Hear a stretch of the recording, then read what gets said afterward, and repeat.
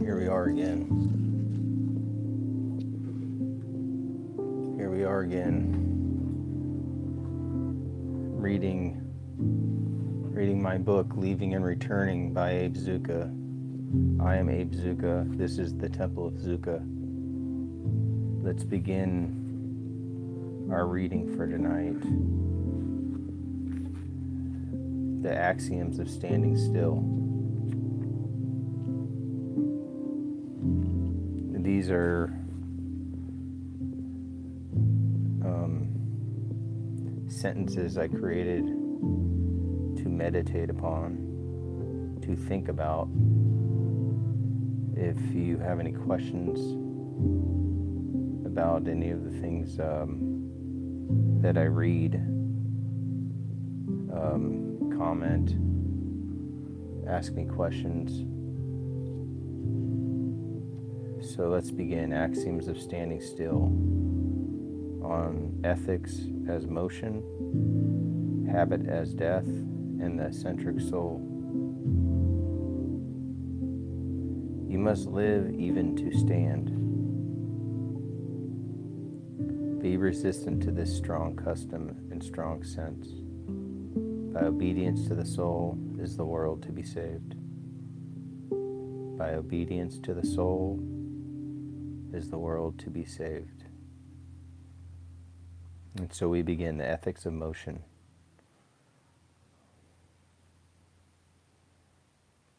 The ethics of motion. To stand is not to be still. To live even to stand. Morality, if living, must sway like the body in balance.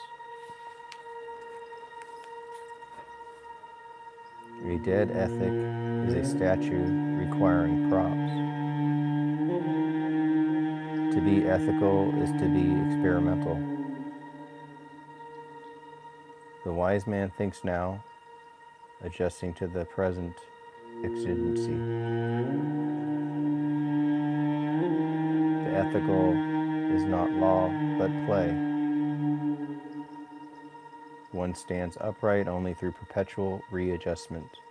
The living soul is a gymnasium of self-correction. We're reading from Leaving and Returning by me, Abe Zucca. If you have any questions, please comment. These are all books you can purchase. I'm an artist in downtown Phoenix. Here we go, the ethics of the unethical. True ethics begins where the ethical is suspended. To preserve morality, one must resist moralism. The good man disobeys the good in order to remain alive. Even virtue congeals into vice when repeated without reflection. The ethical that cannot change becomes its own corpse. The soul's highest fidelity is to its own renewal. The habitual and the false life. These are all writings by me, Abe Zucca. You can check out my artwork at zuccagallery.com. I have an art gallery in downtown Phoenix. Let's continue the reading. The habitual and the false life. Habit is the narcotic of life. Custom is the suburb of the soul. We slip into the narrowest lane already cut. Though the mountain and sea lie open, routine exhausts sweetness, it consumes life's pneuma. It consumes life's breath. The self that lives indifferently is not alive. Habit is the self's autoimmunity, life falsifying itself. To reform one's habit is to leave one's self. The soul's breath is restored by deviation. Leaving the self-culture Emerson teaches is a school of departures. Let us go on unto perfection, which means let us leave. The self that reforms itself must die to itself. To think is to resist habit. Reason is rebellion. Thinking is the weapon by which the mind attacks its own comfort. To leave habit is to step into the uninhabitable. The air that heals is the air beyond the self. These are readings from Leaving and Returning, a book by me, Abe Zucca. I'm an artist and writer in downtown Phoenix. You can check out my art at zuccagallery.com. Let's continue reading. Aversions and Whim. Aversion is love of reality against the customs of thought. Whim is not caprice, but the unknown within calling to us. When my genius calls me, I shun father and mother. The I does not command, it is commanded. Obedience to whim is obedience to the strange. Self-reliance is reliance upon what within us is ourselves. Aversion is conversion without creed. Each leaving is a little apocalypse of form. The restless perfection. If you guys have any questions, comment, subscribe, follow. Let me know if there's any lines you like. The restless perfection. Happiness belongs to the happier mind whose revolutions are incessant. Serenity lies not in rest, but in continual renewal. Every soul quits its whole system of things. Short habits are holy habits. To be perfect is to be perpetually incomplete.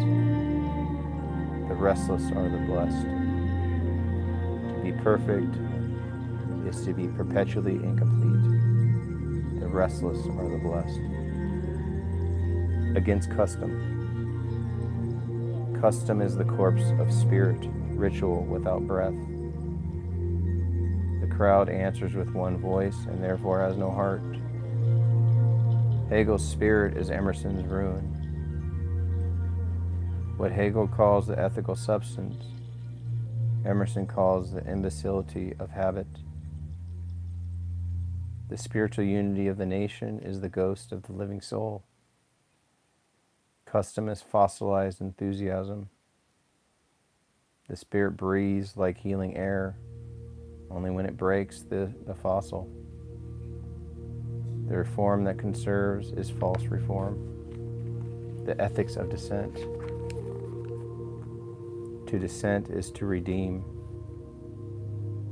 The dissenter stands in the crowd, it is not of it.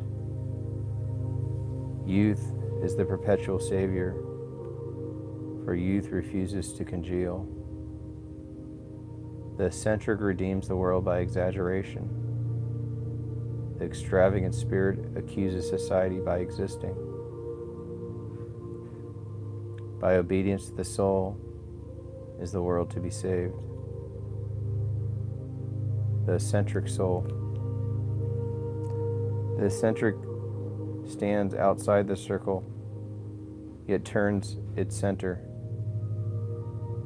His dislocation is his strength. To be marginal is to be magnetic. In the midst of the crowd, keep with perfect sweetness the independence of solitude. For nonconformity, the world will whip you, and in the scar is your vocation. The eccentric body becomes the wound through which the spirit breathes.